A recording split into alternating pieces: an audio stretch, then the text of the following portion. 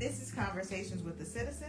I'm your host, Tia Carol Jones. I'm here today with Karin Norington-Reeves, candidate for the 1st Congressional District. Welcome to the show.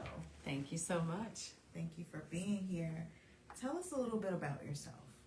So I am a 3rd-generation Chicagoan.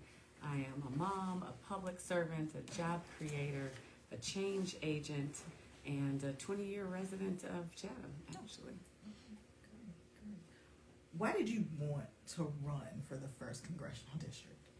So as I mentioned, I've lived in the community now for 20 years solidly in the middle of the 1st Congressional District. And I have watched the community change. I've watched the challenges that we're facing. I've watched this place that felt like the suburbs in the city to me move into a space of violence and, a place where people have been afraid increasingly and where folks are leaving. And I don't want to be one of those people to leave. And so I decided that I needed to make investments in the community in order to see it be the change, right, that I wanted to see. And when I look at my record of accomplishment, I look at the skills that I have to bring and my lived experience within this community, it made me want to step up and serve in this way and just really extend the service that I've already established for the past 30 years. What do you think makes you a viable candidate for this office?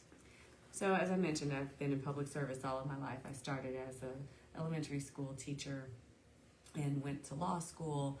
I've been a mental health advocate for youth. I've worked in consumer protection. I've served in the U.S. Department of Justice, the Maryland Attorney General's office, and for the past decade plus, I've been leading workforce development for the city of Chicago as well as Cook County. During that time, I've helped to place more than 100,000 people into employment. When I look at the challenges facing our community, the majority of them are rooted in economic opportunity or the lack thereof. And I've created public-private partnerships, worked with philanthropy. I know what it takes to fix some of the challenges that we're facing. And unlike many of the folks who are, in Congress, I'm not a millionaire. I am a working person in the community with lived experience, and we need people in Congress who, first and foremost, understand public policy and public policy making, and I have a deep and broad experience there, but people who also have lived experience and reflect the folks within our communities. And so for those reasons, I think I'm very much a viable candidate. I've been, a government leader. I've been a leader in the nonprofit sector, and I understand what it takes to bring those pieces together in order to make change for our communities. Why did you decide to become a public servant and take the roles with the Chicago Cook Workforce Partnership and the 20th Ward? So, as I mentioned, I grew up in public service. So my adult life has been spent in public service, but what folks don't know is my youth was also spent in that space. And so, we talk about children becoming what they see. And so what I saw around me were my aunts who had been teachers. I became a teacher. I saw my mom who was an activist in the community, who was deeply engaged in the political process. I remember her campaigning for Harold Washington. I remember her hosting coffee sips at our home for the aldermen. I remember her defending herself in court when she felt that she had been wronged. And so all of that served to influence who I became. So I became an educator, I became a lawyer, I became an advocate, and I became somebody who's very passionate about making sure that we have appropriate representation and that we've got folks of integrity and character, because that's what I saw.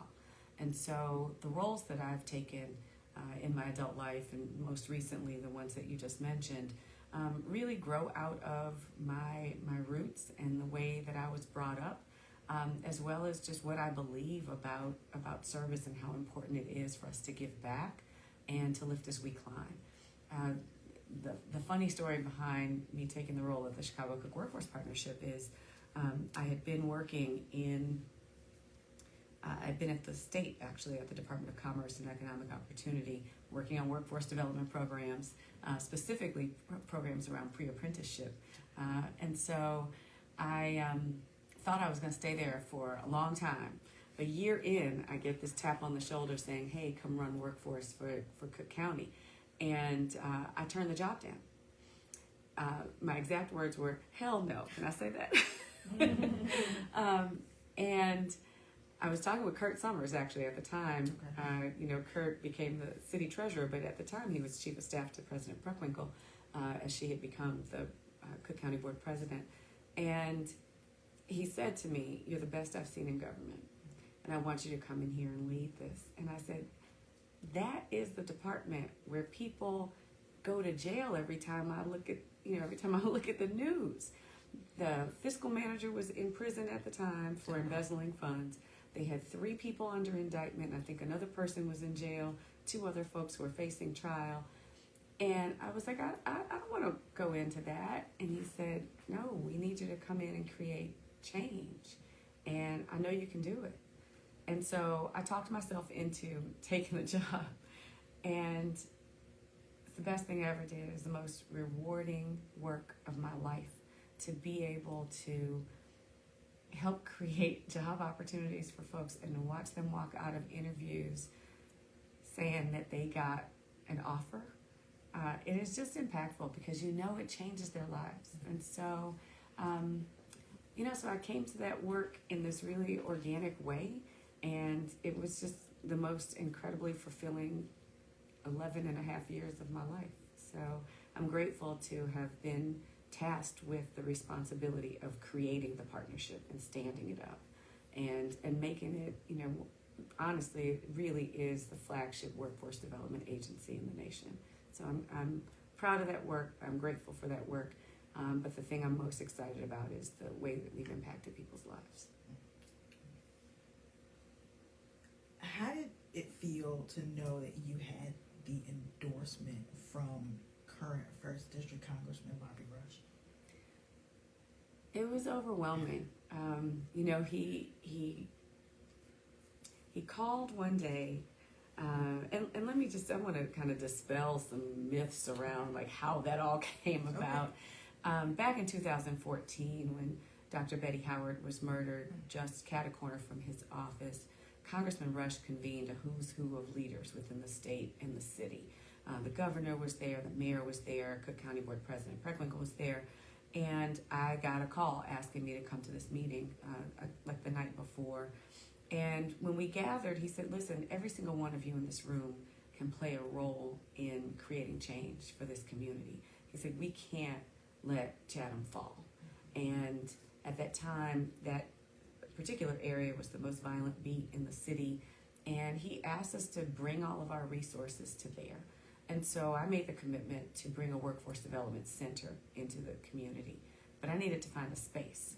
And so I pointed to this building. It was literally a half block away from his office. I said, that building's been vacant for as long as I've lived in the community. Can somebody get me in that space? Is there another space we can go to? So fast forward, and here we are. Last year, we were able to open up the Chatham Education and Workforce Center in that very building. And that began really just my interactions with the congressman. It wasn't regular. Not like he was, on speed dial or anything. And he would, once a quarter, maybe every 6 months, he'd call and just check in to say, hey, can you update me on the progress of the center? Or he'd have his staff call and ask me how things were going. Well, unbeknownst to me, he was watching me work.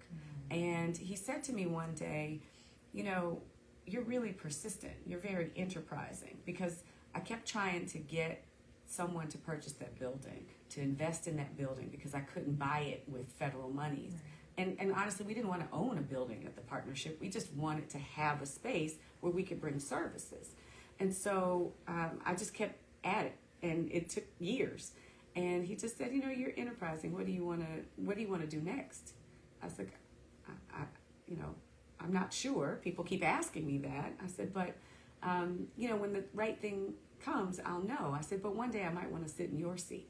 Well, he almost fell out of his chair. he said, whoa. And I said, not while you're in it. Right? And so, unbeknownst to me, it planted the seed, and he started watching me work. And so fast forward several years, he called and wanted to talk to me about the fact that he was going to be retiring. And the powerful thing about that experience was that he asked me to meet him at a church with his wife. And they asked me questions, and they prayed for me, and they prayed over me. And it was so incredibly moving. If I remember nothing else about this experience 20, 30, 40 years from now, I will remember that night and that conversation with him and the power that was in the room, in that space, and how gracious they were in praying for me and how humbled I was by that. So it was overwhelming, humbling, and I really just don't know any other words to put on it. I mean, it was a very, very moving experience. And so, you know, I'm grateful for his support. And I know that I've worked hard over my life, and it feels like a reward of some sort. But by the same token, it also feels like a great responsibility. What do you think the single most important issue is in the district? So when you talk to community members, it's really two issues that are intertwined. It's violence and it's economic opportunity. And quite frankly, I think one will help us solve the other. We are not going to legislate our way out of, we are not going to incarcerate our way out of the violence in our streets. There's certainly a role for that to play, but without economic opportunity, without hope, without an ability to take care of one's family and oneself, without an outlet and affirmation of your skills and turning those skills into economic opportunity and empowerment, we are going to continue to see more and more violence. So I think we've got to have a multi-pronged approach. And from my conversations with people, that's where the big challenges we face really reside. That economic opportunity and hope, or lack thereof, and that violence that gets created as a result of that. How important do you think transparency and communication are when it comes to the role of an elected official? I think they're paramount. They are absolutely critical. I'll share an anecdote with you. I had a conversation with Congresswoman Lauren Underwood, and she said to me, you as you embark on this journey, you have to think about the type of legislator you hope to be. And she said, there's three types. She said, there's the communicator, the person who's on television all the time, talking to people, always in the media, explaining things, talking about policy. She said, then there's the person who's, give me resources for my district, get money back to my district, gets direct these appropriations here, let's do this. She said, and then there's a third, the roll up your sleeves, pass bills, pass legislation. And I said, well, it seems to me like you've got to be a smattering of all three. You've got to be a little of all, right? And she said, yes, you have to be a little of all. But she said, somebody said to me early on that I was going to have to choose. And she said, I didn't understand it then, but I'm telling you, you're going to have to choose. I said, okay, so you're telling me I got to pick a lane. She goes, yeah.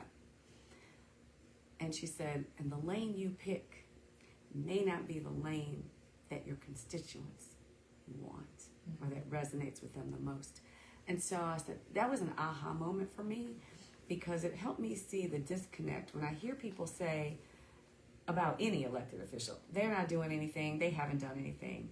And yet you see your legislators in Springfield and in Congress, passing laws and working hard to bring resources or to change laws or create new laws that impact people's lives.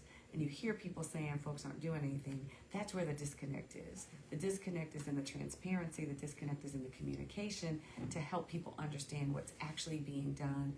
And I think if folks don't have that tangible evidence of someone working for them, of those laws benefiting them, of their economic outlook changing, then that's where you get that complaint that people aren't doing anything. And so I think in this role it's really, really critical that the communication be on blast, that the transparency be on blast, that people have an opportunity to touch their congressperson, their representative, and understand what's actually being done for them and how the laws that are being created impact their lives for the better.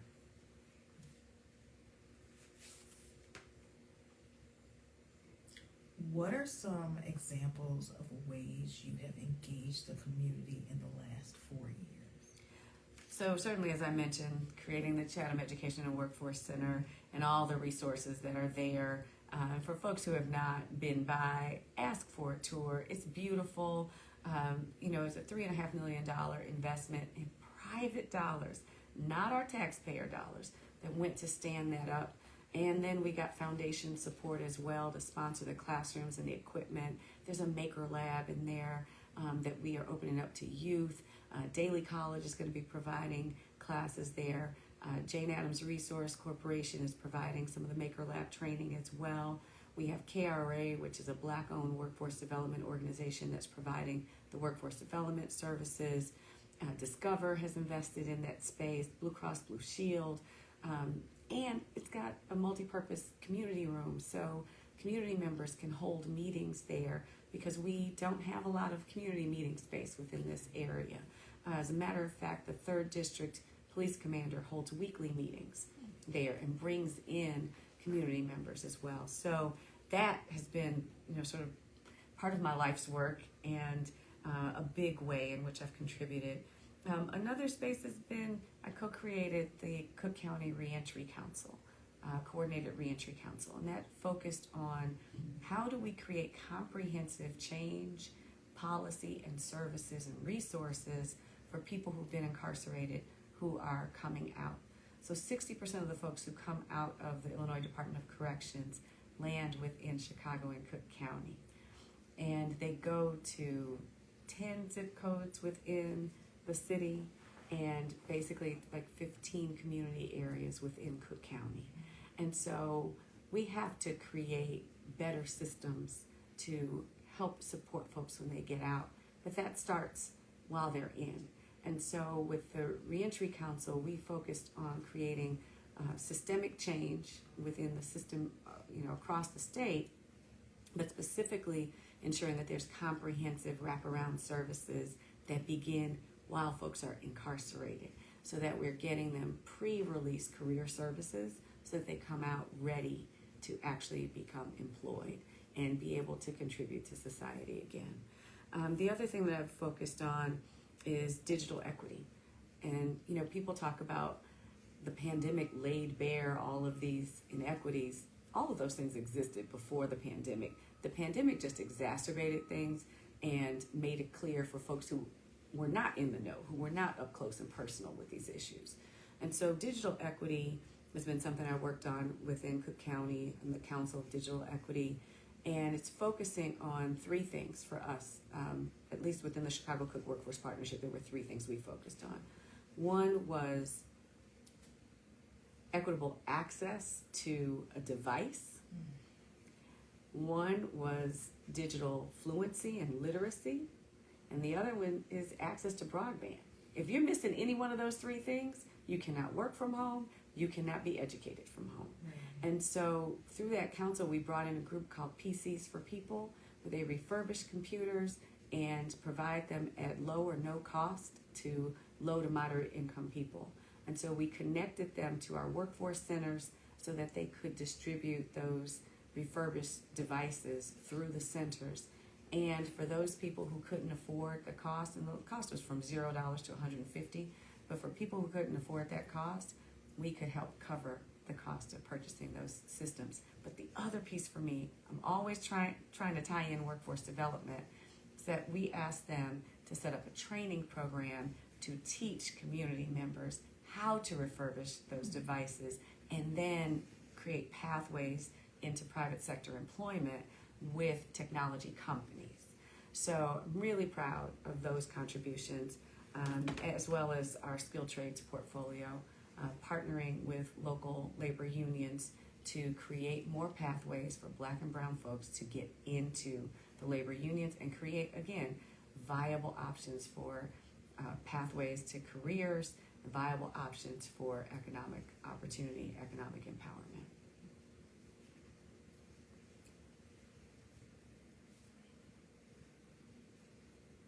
What attributes and experience do you possess that set you apart from the other candidates? Well, just the depth of experience that I have with respect to workforce. There's nobody in this race that can say they helped create 100,000 jobs within our communities and partner with more than 2,000 employers. And I'm not exaggerating any of those numbers. This has been my life's work. This is what I've done. I've done it well. I've loved every minute of it. Nobody else in this race can say that. I come to this with a background in public education. As I mentioned, I've been an elementary school teacher, but I also was the leader of Teach for America here in Chicago, following my experience as a core member. In addition to that, I've served in the space of public health. And so, back to your other question about other contributions I've made to the community over the past 4 years, my team was also responsible for standing up the community-based COVID contact tracing corps.